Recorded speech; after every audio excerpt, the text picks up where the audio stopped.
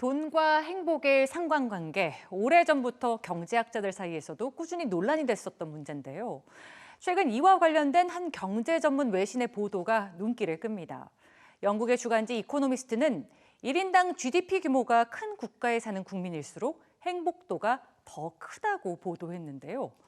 돈이 많아야 행복한 건 아니다라는 기존의 통념과는 엇갈리는 결과여서 또 다른 의미로 화제가 되고 있습니다.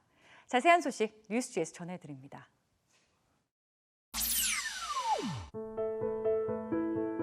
최근 영국 주간지 이코노미스트는 2005년부터 지난해까지 145개국 국민들을 대상으로 삶에 대한 만족도를 조사한 결과를 발표했습니다.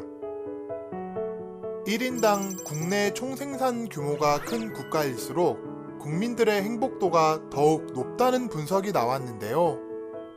조사에 따르면 1인당 GDP 상위 10% 국가에 거주하는 사람이 자신의 생활 수준에 대해 스스로 매긴 점수는 10점 만점에 평균 7점이었습니다. 반면 GDP 하위 10% 국가에서는 평균 4점의 결과가 나왔죠. 가정에서 안정감을 느끼고 정부에 대한 신뢰도가 높으며 밤길을 혼자 걸을 때 안전하다고 느끼는 것 또한 GDP 규모가 큰 국가의 국민들이었습니다. 지난 3월 UN 산하 자문기구인 지속가능발전해법 네트워크에서 발표한 2020 세계 행복 보고서의 결과도 유사합니다. 보고서에 따르면 핀란드 국민의 행복 지수가 7.809로 가장 높은 것으로 조사됐습니다. 덴마크, 스위스, 아이슬란드, 노르웨이, 네덜란드, 스웨덴이 그 뒤를 이었죠. 이들 국가의 1인당 GDP는 최상위권에 속하는 세계 15위 이내입니다. 물론 경제 규모와 행복 순위가 정확히 비례하지는 않습니다. 1인당 GDP 세계 9위인 미국은 행복 순위가 18위에 그쳤습니다. 한국은 61위에 불과하죠. 1인당 GDP 세계 28위라는 통계에 비하면 비교적 낮은 행복 순위입니다.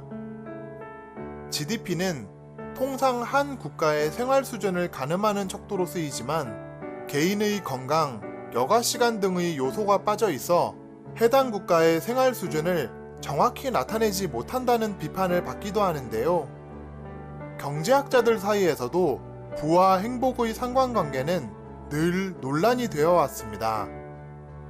미국의 경제학자 리처드 이스털리는 소득이 높아질수록 행복도가 커지지만 일정 시점을 지나면 행복도는 더 이상 증가하지 않는다고 주장했죠. 경제적 부가 행복의 유일한 척도는 아닐지라도 행복을 유지하는 데 일정 부분 역할을 하는 것도 사실입니다. 객관적인 삶의 조건들에 편차가 있음에도 주관적인 만족의 정도가 모두 다름에도 삶의 행복도에 관한 지표는 꾸준히 우리에게 질문을 던지고 있습니다. 지금 우리는 과연 행복한지, 혹시 우리 삶을 잘못 측정하고 있지는 않은지, 보다 많은 사람들이 행복할 수 있는 방법은 무엇인지 말이죠.